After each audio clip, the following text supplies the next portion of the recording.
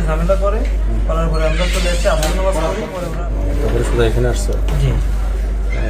জামাত ইসলামীর কর্মী আব্দুস সাত্তার ইকবালের নেতৃত্বে কতিপয় সন্ত্রাসী তাকে নামাজরত অবস্থায় ছিল, সে কিন্তু ধরে এনে তাকে বেদম পিটায় এবং তার একটা হাত এবং একটা পা ভেঙে যায়। সে এখন খুলনা আড়াইশো বেড হাসপাতালে ভর্তি আছে।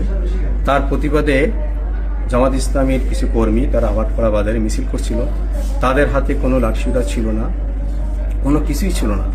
তাদের মিছিল শুরু হওয়ার সাথে সাথেই ওই এলাকার উচ্ছৃঙ্খল একটি ছেলে ইকবাল, তার নেতৃত্বে কতিপয় যুবক এসে মিছিলে গতিরোধ করে।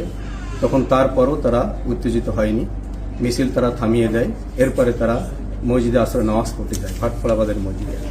এই নামাজ পড়ে যখন বের হয়েছে তখনই প্রায় শতাধিক যুবক যারা স্লোগান দিয়ে এসে সেখানে আমাদের জামাত ইসলামের কর্মীদের পরে অতর্কিত হামলা করে এবং এলাকার জামাত ইসলামের নেতা মাসুদকে তারা আক্রমণ করে। মাসুদকে আক্রমণ করলে হকি স্টিক লাঠিসোঁটা নিয়ে আক্রমণ করেছে। তখন বোখারি সে ঠেকাইতে যায়, প্রায় 20 জন কর্মী আহত হয়েছে, যারা খুলনার কিছু প্রাইভেট ক্লিনিকে ভর্তি আছে। এবার বোখারি এখানে ভর্তি আছে। পরে জানা যায় যে প্রতিপক্ষ যুবদলের বা বিএনপিরও 5 জন কর্মী আহত হয়েছে। তার মধ্যে কয়েকজন কর্মী হয়তোবা একটু আশঙ্কাজনক আছে, তারা এখন বিভিন্ন হাসপাতালে ভর্তি আছে।